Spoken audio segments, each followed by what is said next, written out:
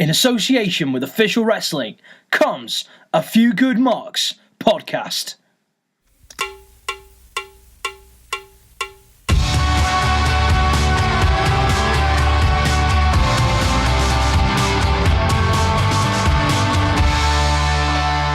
Hello, ladies and gentlemen, and welcome to a brand new episode of A Few Good Marks. I am your host, Kieran, and I'm joined by Pete. Oh, Mr. Darcy. Alex. Willow and Prejudice. And Candy. Willow! Willow is unfortunately not here today, neither is Croft, but we are on VintageWatch. It is our third of the season, and today we are reviewing Wrestlemania 14. This was Pete's choice.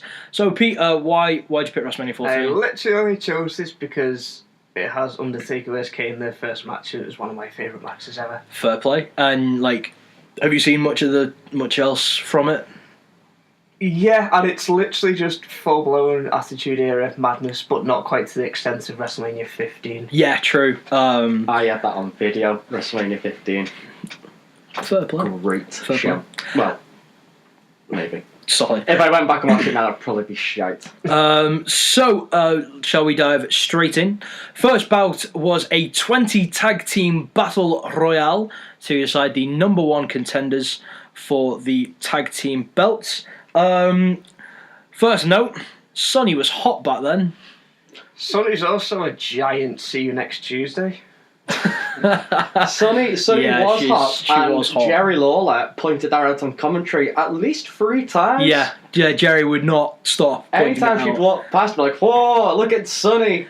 So Sonny came out with the returning Legion of Doom to a huge LOD pop, or Road Warrior pop, as it's actually supposed to be called, isn't it?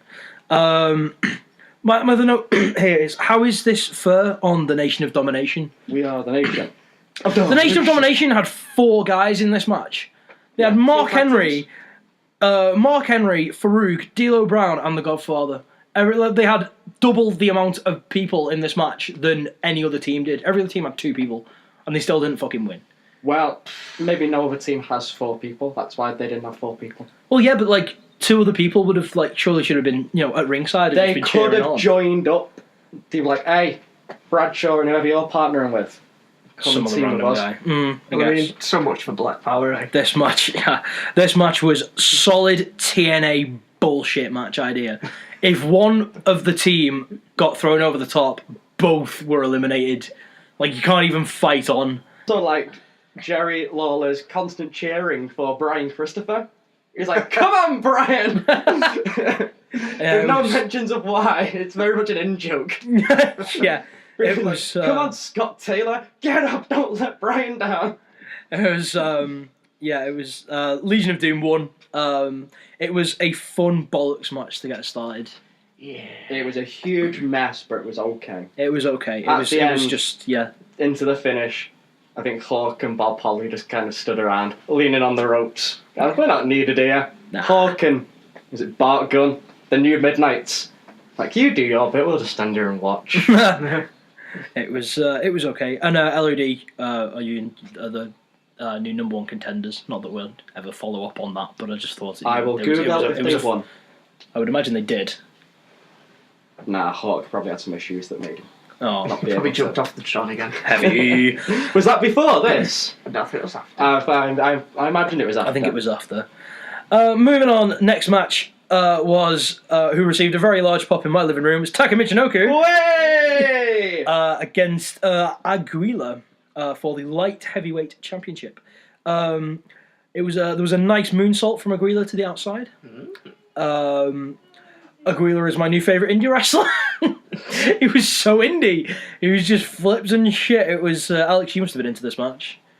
I didn't watch this one. Oh, shocking! You skipped Taka. Taka Michinoku. The light heavyweight championship I match. skipped through matches that I didn't show any interest in. I watched. That's not how this is supposed to go. I watched the You're supposed first to watch all minute of them. and then decide if I was bored, and then if I was bored, I'd click onto the little circle that says. And finish a match. Finish of the match. Yeah, Aguila for WrestleMania got a jobber's entrance. He did. Because Taka came out with his title. Is Taka coming out first? No. Aguila was in the ring. Aguila, who would later become Essa Rios, who was also known for his moonsault.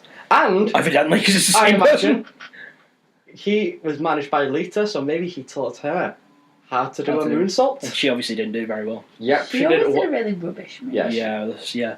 Anyway, Anyway, the one time I will talk bad. about the future Mrs. Candyland. Future X. Future X Mrs. Candyland. Uh, There isn't one, but me and Lita would not last very long. That's why she's the future X Mrs. Candyland. It's like same with Kelly's the future X Mrs. Moran. Why? Same reasons. Oh. Taka Michinoku retained. It was a good match. It was quite enjoyable. I enjoyed this match. It was It wasn't high quality, but it was an enjoyable match. fun little jaunt. Always nice to see Taka. Absolutely. And he hit the Michinoku driver. Which got an incredibly large pop in Melody. Cannot complain. Absolutely. Have you seen Zack Sabre Jr. is now using it? Yeah! The Zack driver. Amazing. We then got a backstage interview with The Rock in the early forms of his heel. It was beautiful. It was really nice to see The Rock at this kind of time in his career. The Rock boss was a heel. Just starting to go through. It was amazing. It was sick. Yeah, all good. She also asked him about what he would do if he became president of the United States. And I was just like, oh, you may find out in 2 years. mention. You may find out in 2 years' time.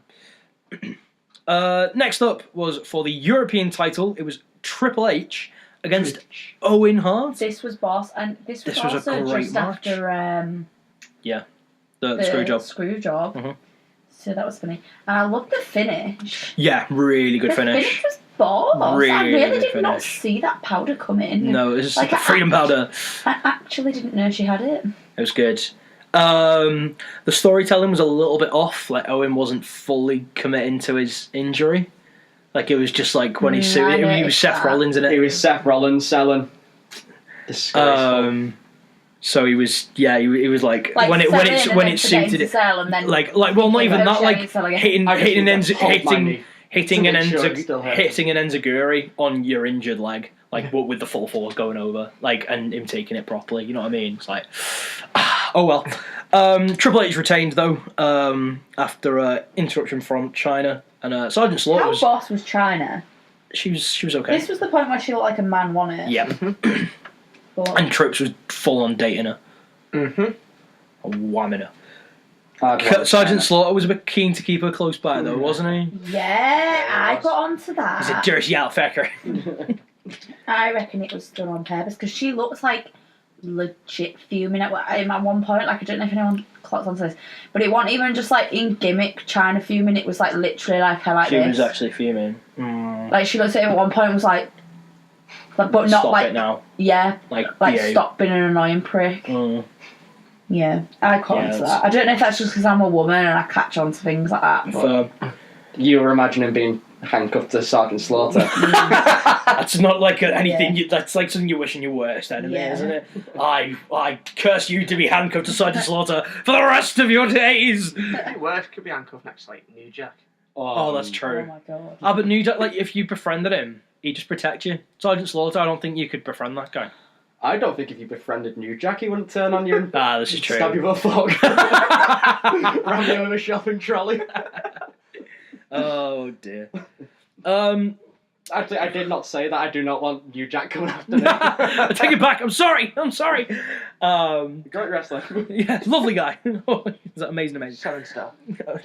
Next up was Goldust and Luna against Mark Mero and Sable. All together now. Beautiful. Oh, go on. So basically, this is before that. I didn't even realise at this time, but I found out about maybe 6 months ago now that I watched an interview that Luna did, and this was after her time with WWE, and she did an interview, and she shooted on Sable because basically Sable refused to take any bumps backstage, and Luna had said to her before this match, and I didn't realise when we were watching this match that this was the match. She'd said, "Do you want to go over some bumps?" And she said, "No, I don't have to take bumps." And she was like, "What do you mean you don't have to take bumps?" She was like, "No, you've got to have it with me." And she basically got told by Vince that if she didn't put Sable over and make her look really, really fucking strong, that she'd lose her job.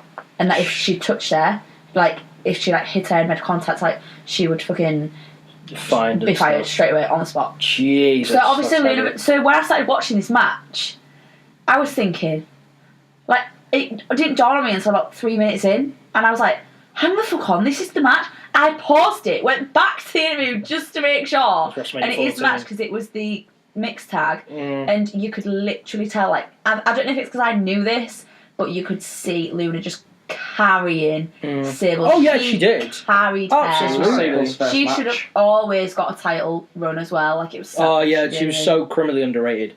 Luna was so different and was so unique, and I don't think gets enough credit for being the starter that she was, and she was good as well. Oh yeah, she's sick. But altogether now, Sable is over. No one did it. Oh yeah, I didn't know that's where you were going, to be honest. I thought you were going towards #Sable for Hall of Fame, personally. I mean, also that, and also great shows. When she tagged in and finally got her hands on Luna, this was like the biggest pop of the night. Yeah. To that point, and one of the biggest pops of the entire show, just because Luna Sable was finally getting her revenge. as well. She was good. I think Luna, like darting in and out and running away from her, led to that monumental pop. Finally. Although it was like this, like there were shades of. Well, I guess it's the other way around, but you get what I mean, of Ronda and Steph in this from this year's WrestleMania. Yeah. There was very big shades of this. It's just like, oh, well, I guess if it worked once, you know what I mean? And it's a good distance apart. What's it, like, literally 20 years apart? Would it be? 34 this year? Over that. Yeah. It's like 24. WrestleMania 14, WrestleMania 34, I think, on. is 20 years. Yeah. Sorry, haven't you just started a job as an accountant? No. Or in a bank? Yes, but so what? Till does it for you. Look, I forgot that we was watching WrestleMania 14. Alright. Goldust was fully in his artist form. Oh, wasn't he just? This was beautiful stuff. It was interesting. Did anyone clock that Mark Mero nearly killed himself from a moonsault? Like, it was pretty bad. It was close. I mean, you could kind of see if he's doing that and he's still getting up and he's fine. He was fine. Like, you could kind of see why people were very hot on him. Like, and he was good. It was just a shame that his wife was. I liked Mark Mero's look. I think the boxing thing, and he looked jacked, and he looked like he could legitimately whack you. And he could definitely go as well. It's just a shame he was married to the most popular woman of the 90s. The entire match overall, I thought it was. Who still isn't in the Hall of Fame? Explain that one. Well, neither Sable though. That's what I was talking about, dipshit. Oh, the Mark Mero. Mark Mero Hall of Fame. Doesn't quite have the same ring to it, does it? That's probably going to happen when they get like, who else can we throw in? Yeah, exactly. Oh, he had he was a thing, wasn't he? He was there for at least a year. Yeah, it was okay. I imagine this may have felt bigger at the time, given that Sable was one of the most over people. So I imagine if you were a fan at the time and were really engrossed in it, it would have felt huge. Next up was for the Intercontinental title match. It was The Rock defending against Ken Shamrock. This was good, but it was very short. Yeah, it was. It was very quick. It was really quick. It was very quick. It was the chair shot to the face. Because I watched this when I was in Hull and I wasn't very well. It was DQ finish, wasn't it? Yeah, Shamrock won. Well, it was, but it wasn't. Like 5 minutes later. It was, but it wasn't. Like, Shamrock won clean. Like, he got him in the ankle lock. But he refused, and Rock tapped out, rightly so. So Shamrock won, but he refused to let go. And because of his actions then, they then decide, now Rock's going to retain it. You've been a knobhead here. That's like, what the fuck? This smacks of Vince Russo. This does because we've actually sped through this. We've only got 3 matches left. There's nothing really noticeable to talk of. No, not really. Not until these last 3 matches. Oh yeah, Pete. Yeah, Christ. I might change mine. Yeah, I would. It doesn't seem. We'll come on to it. I want to do a. We'll come on to it. We'll come on to the next one at the end. Next match was for the WWF Tag Team titles. It was the New Age Outlaws against business is about to pick up Cactus Jack and Chainsaw Charlie. Lads, here we fucking go. I would pop for this so hard. Do you know what? Hardcore match, baby! You know what would make Willow proud? Checks Chainsaw Charlie coming out of a box. He came out of a box! He came out of the box! Can't not be over. I know, he can't not be over. And it was brilliant. I really, really enjoyed this match. It was pure fun, pure bollocks. Like bonkers. they went off the ladder in the ring and both went into the dumpster. Brilliant. Which Mick was Foley took a Russian leg sweep into the dumpster. Yeah. Top stuff. And then the finish to it all, although the giant plastic bottles, we all onto this, who the where'd you find them? Plastic bottles, like, how dehydrated are half these guys taking steroids? Like, Jesus. I liked that. I thought it was funny. I thought it was dead funny. I mean, it must have been like a kind of a horrible bump because there was no weight to them. So as you're going into them, you're just going to keep going. You know what I mean? Even though you've already hit something, you're still going for miles. Pure fun. The finish to this match was equally as entertaining. Did you say drowned? Yeah.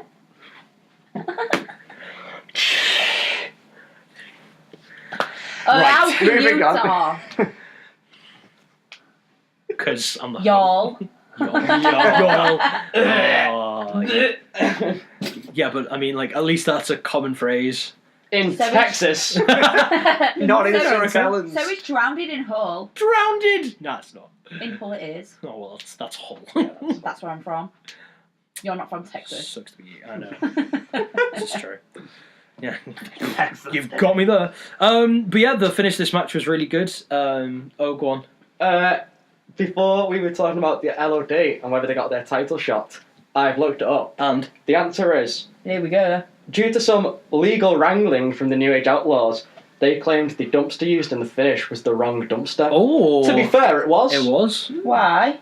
Because they went backstage, the dumpster at ringside. That was the dumpster.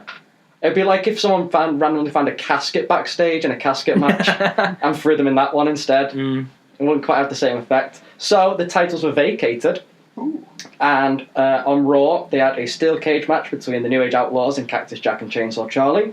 The New Age Outlaws won due to interference from DX. Yeah. And that was the initiation of of course it was. Road Dogg and Jesse James into D-Generation X. Of course, because they formed the next night, didn't they? Mm-hmm. Shit. And in the end, it doesn't mention LOD again, so I don't think they ever got their tag title shots. Bloody hell. Let the drugs begin. But yeah, Cactus Jack and Chainsaw Charlie won. It was a nice moment. But yeah, they did use the different. They used a different dumpster and locked them in using a forklift truck. We got him! We got him! Brilliant. Next up, your semi-main event was Kane against The Undertaker, the match that we're solely watching this pay-per-view for. Before we get there, can we talk about Pete Rose? Yes, we may. Who came out and was introduced as undisputed future Hall of Famer, Pete Rose. Little did you know, 10 years later, he would be banned from ever being inducted into the Baseball Hall of Fame. Amazing. Why? When he was playing for Cincinnati, he was betting on games that he was in. And then he was also the manager as well, and he was betting on games that he was managing. Mm-hmm. And the baseball you're not allowed teams, to do that. or the baseball people got together and were like, "You are never allowed in our Hall of Fame." So I started a new hashtag: Pete Rose Hall of Fame. Pete Rose for WWE Hall of Fame. Hey! I think he deserves it. Yeah, 3 times. Tombstone 3 times at WrestleMania by Kane. Exactly. People have gone in for less. Donald Trump. If they're having this stupid celebrity wing, Pete Rose deserves to be in the celebrity wing. Agreed. But yeah, onto the match. I had literal goosebumps during the Undertaker's entrance. Undertaker's entrance was cool as fuck. Amazing. I thought this was Lit AF. Lit AF. Literally. Lit emerging. Sir Urban. Amazing. Yeah, like the I thought he was going to come up with this ministry theme. I thought that was this time. It's before. That started in October. Yeah. Well, so I was a bit. I was a bit like. That's a great theme. That's why I was getting really excited. And then I was waiting for the guitar to kick in, but it didn't happen. Didn't start out using that theme I think it was Fully Loaded or something. Fair. He turned heel at that point as well, though, hadn't he? He kind of started to go tween around the summer. He fully turned heel at Judgment Day in October when him and Paul Bearer got back together. Fair. Oh, reunited and it feels so good. This match was good, but there wasn't like much. I mean, to be fair, I was kind of just watching it and feeling really nostalgic about it because we watched it so many times. So the main talking points were Undertaker flying through the table, Oh, yeah, the Undertaker did go for a table. Undertaker went through a table. He did. He did. I think this was his first. The Undertaker's Yeah. suicide First dive dive. was lit AF M9. Yeah, there was so little gap between the That's ring actually and on the my table note. that it was safer to go Yeah, through the My table. notes true. that I didn't bring, but it says Undertaker and then I've drawn a little fire thing. He's lit. Like, I always love the Spanish commentators who slowly falls off his chair. Yeah, and just- happens. Oh, and he's gone. Yeah. At the time, like the thing that was sold really well was the 3 tombstones to finish. JR sold that so well. Like not like Roman Reigns did this year against Lesnar. Yeah. It was just like, oh, he just kicked out. Shit. Oh, he just kicked out another one. Oh, he just kicked out a third. Oh my god, he kicked out a fourth. Oh, only took three FOs to put away the Undertaker. I'm not getting into it.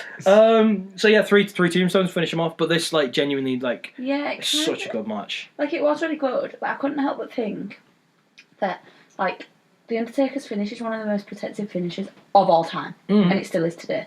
Like, so I was kind of a bit like, I get that it's Kane and there was all this big feud going on, but I was kind of a bit like, why kick out? Like The they're three. Because this. They I Maybe think one. I think it was Maybe- because like they were just building Kane up to be on fucking par. Like Yeah. that's how powerful he was going. Like Kane was going to be. I And didn't was. think I didn't think the match was all that good, but I think it certainly got over Kane as this absolute monster. Yeah, I definitely got Especially that. after the match as And well. that's why I Getting said- his heat back straight away. That's what I mean. Like, I get that they was trying to like put Kane over, but maybe not 3.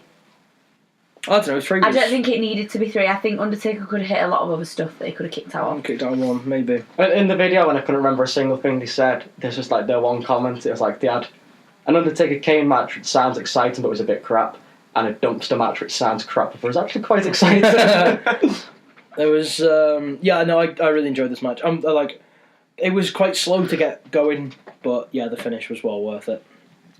So it's main event time. It was Stone Cold Steve Austin against Shawn Michaels with Mike Tyson as the special guest enforcer for the WWF title. This match has so much more meaning when you know everything that Shawn was going through at the time. And you can see it. It's amazing the fact that Yeah. he pulled off a match like this. Yeah, knowing how absolutely. fucked up his back is. Yeah, like, and you can see it, like, and he took some hella bumps on his Yeah. back as well, and you can just kind of see him even going to pick up Austin, like you can feel the It's pain a in him. struggle. It's like everything was. I know that's like the selling, but like. Well, the thing also, like it wasn't an even selling because he was actual exactly. struggle. Like it looked like. He was in do you know that actual like kind fucking of feeling pain. where you've got like you wake up and you just get out of bed and then like your phone's on the floor and you go like that and it's Are like you they have to comparing rest like and shit. like Reaching for Shawn a phone. Michaels Yeah, but that's what he looked like. dislocating his disc in his That's lower what back? he looked like. Like he looked like you could see it. Like he didn't cover it up. You know what I mean? Like he was literally like. Oof. I'm pretty sure when you're in that He much was like pain, that old there's- man. Like my granddad's had like a triple heart bypass and he's got everything metal and he was looking like my granddad in this match. Well, he's like he was on so many painkillers and that before he went out, and he was almost. I think there's isn't the like legendary story that he almost didn't go out, and then Undertaker turned to him and was like, he didn't "Do want to your put Austin over. fucking Yeah, job." that's the story he didn't want to put. Oh, he didn't want to put Cold Austin over. Oh, okay. What? He did. Yeah, Shawn Michaels originally didn't want to put Austin There's a over. story that Shawn didn't want to put Stone Cold over, and he bumped into Taker backstage, and he's like, "If you don't put him over, I'm gonna fucking batter you." Why was Like- Shawn such a dick? Because Shawn he just Michaels, was. He just was back It then. was Shawn Michaels in the In the 90s. mid-90s. Except he was a dick. You never heard? You've heard any of these stories? Like, there's loads of them of him being a No. twat backstage. No, I love Shawn Michaels as well. I don't know. Oh, mate, yeah, you're about to have your heart broken. But this match was, it was just brilliant. I thought that, like, Mike Tyson had a Stone Cold shirt on underneath. I was waiting for him to rip it off, and he didn't. I thought that Mike was the thing Tyson that was happened. the worst special enforcer Yeah, in he the was. history of enforcer. He enforced nothing. He let Triple H beat up Steve Austin. Well, yeah, but he was on DX's side, though, wasn't he? So, I He mean, let Shawn Michaels... No, he wasn't. he was not on at the end. DX's side. Not at the end, no, but I mean, like... He was keeping up the ruse. Yeah, Mike Tyson's absolutely. not that intelligent. If you're listening, Mike, I apologise. That's New Jack and Mike Tyson have got coming after me. Oh, yeah. I might have to leave the country. Oh, that's just made me sad. This is just like what a legendary, like, you know, the Stone Cold chant call even from JR. This was the start of the Attitude Era. It's just a monumental moment. I'm quite glad that I have finally seen it, because I've never seen this match before, having heard and done, and I've watched millions of videos and stuff where this match is mentioned. The only thing I've heard about it is Steve Austin saying this is not a very good match. Really? Yep. Well, I mean, to be fair, with Sean in the way he That's was, the thing, it's the Sean best match it could have been. It's the best he did, but it's one of the matches that he doesn't like, and I don't think he's ever come back and watched it. Fair enough. But I mean, it's one that kick-started a whole movement that is still being felt today, and there we go. And apart from the final 2 or 3 matches, I didn't really think this felt like a WrestleMania. No, it was very a normal show. It was with very these flat. matches, but in terms of historical importance, this was the kick-off of the Attitude Era. Very true. But I think if I'd watched it at the time, I don't know, because then you'd be watching Raws into it and stuff, so you can't really comment on it now, 20 years later. In terms of wrestling, it wasn't great. No, there was... in terms of what it led to, then this was the starting point of all that. Yes, very the true. biggest boom in wrestling. Mm-hmm. Very, very true. Pete, final thoughts? Yeah, I mean, I feel like that kind of sums up what was to come as a whole.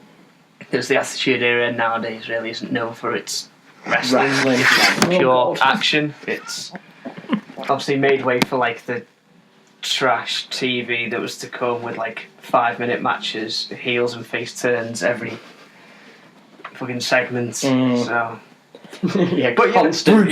Russo, Constant DQs in every match. Yeah, but towards the end you do get the real big feel of absolutely. this is going somewhere. Yeah, this is man, actually it was huge. WrestleMania. You could tell they had a plan, and obviously it was executed rather well. So I think Austin didn't have a whole lot of time to celebrate.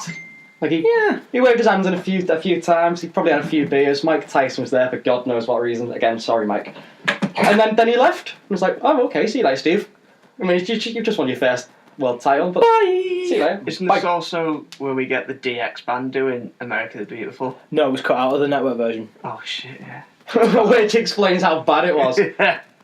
I was like, it was an anti-pop when I saw Chris Warren. I was like, oh no, I do not like that guy at all. He's awful.